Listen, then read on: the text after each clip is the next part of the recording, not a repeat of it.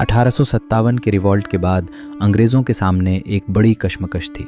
कश्मकश ये कि इस विद्रोह में जिन क्रांतिकारियों ने भाग लिया वो मरने से भी नहीं डरते थे, तो उन्हें ऐसी कौन सी सज़ा दे जो मौत से भी भयानक हो।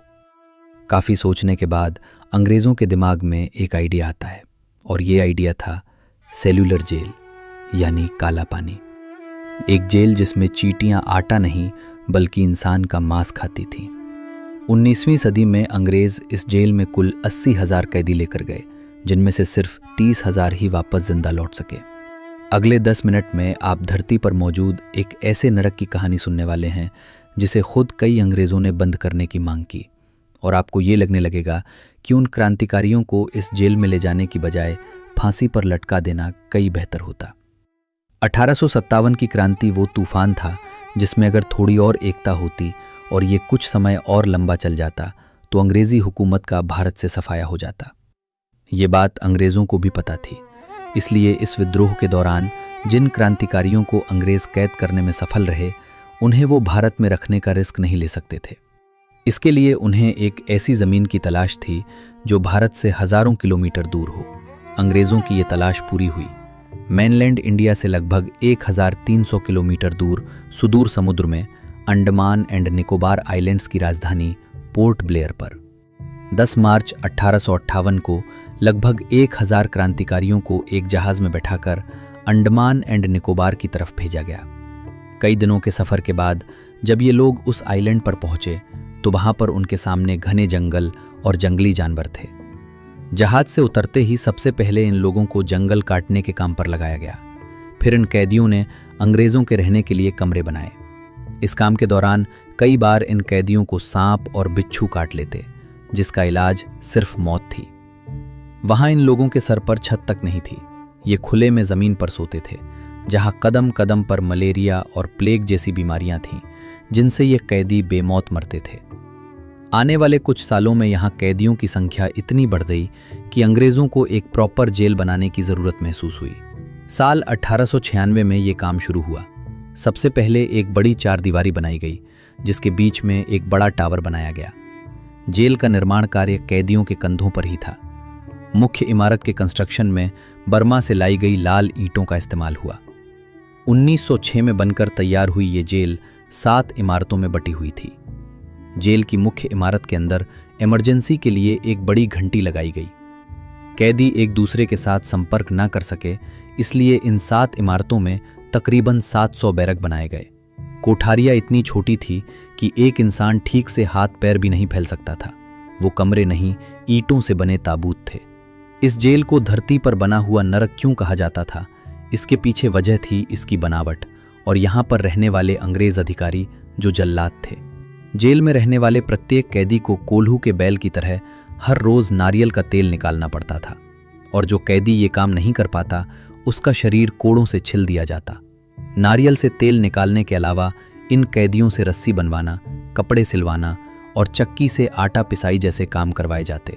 अगर कोई कैदी काम ठीक से नहीं कर पाता तो उसे हथकड़ी से बांधकर एक दीवार के सहारे खड़ा कर दिया जाता, जहां वो कई दिनों तक बैठ नहीं सकता था और न उसे खाने पीने के लिए कुछ मिलता। जेल में सैकड़ों सिक्योरिटी गार्ड थे। गलती करने पर इन कैदियों को ऐसे खुरदुरे कपड़े पहनाए जाते थे जिनसे इनका शरीर बुरी तरह छील जाता था। सोचिए, एक तो गर्मी का मौसम और फिर इस तरह के कपड़ों में कटा फटा शरीर, कितना पीड़ादायक था। इन कपड़ों में ये कैदी हिल भी नहीं सकते थे, और फिर इन घावों से जो रस्सी निकलती थी उसका भी कोई इलाज नहीं था। और उन खुले घावों पर जब जंगल की जहरीली चींटियां चिपक जाती थीं तो कैदी चाहकर भी उन्हें हटा नहीं सकता था। दलक से टॉयलेट की सुविधा भी नहीं थी। कैदियों को 2 तरह की थाली मिलती थी, एक से ये खाना खाते और दूसरी को नहाने धोने और शौच के लिए इस्तेमाल करते। रात के समय इन लोगों को बिना बिस्तर नीचे ज़मीन पर सोना पड़ता था। कई कैदी इन सजाओं से तंग आकर भागने की कोशिश भी करते थे, लेकिन लगभग सभी पकड़े जाते। पकड़े जाने पर इन्हें तड़पा तड़पा कर मारा जाता। इन सब के बाद भी अगर कोई कैदी भागने की कोशिश करता तो पहले तो वो वहां से निकल ही नहीं सकता था, क्योंकि जेल के चारों तरफ बस घने जंगल ही जंगल थे, जहां पर जंगली जानवर उन्हें नोच नोच कर खा जाते। और दूसरी बात यह कि यहाँ से कोई कैदी भागना भी नहीं चाहता था। क्योंकि इस वक्त तक अंग्रेज इन कैदियों की जिंदगी इस कदर नरक बना चुके थे कि अब उनमें जिंदा रहने की इच्छा ही खत्म हो चुकी थी। मार्च 1868 की बात है। जेल में 238 कैदियों ने अपना एक गुट बनाया और जेल से भाग गए। लेकिन जेल से निकलते ही इनमें से कईयों को आदिवासियों ने मार दिया। कुछ ने वापस पकड़े जाने के डर से खुदकुशी कर ली और बाकी वापस पकड़े गए, जिसके बाद जेल अधीक्षक जेम्स वॉलकर ने 87 कैदियों को फांसी पर लटका दिया।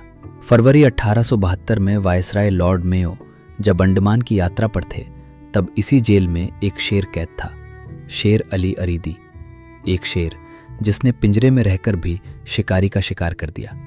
वो कैदी जिसने भारत के सबसे पावरफुल आदमी वायसराय लॉर्ड मेयो को जेल के अंदर ही मौत के घाट उतार दिया, जिसके बाद ये जेल और मशहूर हो गई। शेर अली को फांसी हुई। साल 1872 में यहां से 2 कैदी भागने में सफल रहे। इन दोनों ने जंगल से लकड़ी काटी और एक नाव बनाकर कोलकाता की तरफ भाग गए। लेकिन ये उनकी बदकिस्मती थी कि बीच रास्ते में उन्हें एक अंग्रेज जहाज मिल गया और दोनों वापस पकड़े गए। 1857 के मशहूर क्रांतिकारी और उर्दू के प्रसिद्ध शायर अल्लामा फजले हक खैराबादी भी इस जेल में कैदी थे। खैराबादी इस जेल के बारे में लिखते हैं कि हर कोठरी में कच्चा छप्पर था जो दुख और बीमारियों से भरा हुआ था। कोठरी की छत हर वक्त टपकती रहती थी, हवा पथरी से भरी थी और बीमारी का खजाना थी। बीमारी सस्ती थी और दवा महंगी थी। बीमारियों की तो कोई गिनती ही नहीं थी। चारों ओर खुजली और कुबा फैली थी। घाव भरने के लिए कोई इलाज नहीं थी। दुखी आदमी को दिलासा देने वाला कोई नहीं था, ना ही बीमार व्यक्ति पर दया थी। दुनिया की कोई भी मुसीबत यहाँ के दुखों की तुलना में कुछ नहीं थी।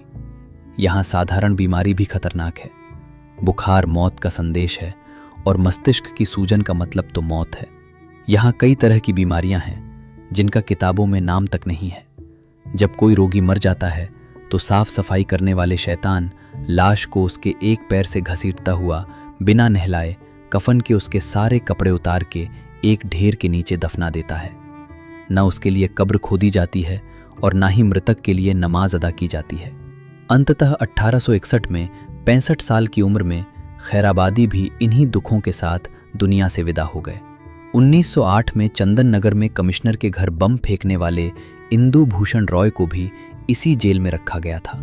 जब से वे इस जेल में गए थे तब से उन्हें हर रोज अपमानित किया जाता था, जिससे आखिरकार वे इतने टूट गए कि उन्होंने माफी मांगने के बजाय अपने कुर्ते से फांसी लगा ली। इंदु भूषण की तरह इस जेल में हर रोज कई कैदी खुदकुशी करते थे। कई बार इन सब से परेशान होकर कैदियों ने भूख हड़ताल भी की, लेकिन अंग्रेज इतने जालिम थे कि वे जबरदस्ती इन कैदियों के मुंह पकड़कर उसमें एक नली के जरिए खाना डाल देते, और ये खाना तब तक डाला जाता जब तक कि कैदी मर न जाए, ताकि डर के मारे अगली बार कोई और कैदी भूख हड़ताल न कर सके। काला पानी का ये यातना आत्मा शिविर साल 1942 तक चला। फिर सेकेंड वर्ल्ड वॉर के दौरान 1942 में अंडमान और निकोबार द्वीप पर जापान का कब्जा हो जाता है, और फिर तो अंग्रेज़ों के खुद के पैर भारत से उखड़ने लगे। इसलिए 1945 में ये जेल हमेशा हमेशा के लिए बंद हो गई। अंग्रेज़ इस जेल में कुल 80,000 कैदी लेकर गए, जिनमें से 50,000 कभी वापस नहीं लौट पाए। वो 50,000 लोग सिर्फ आंकड़े नहीं थे, वो किसी के बेटे, किसी के पति थे।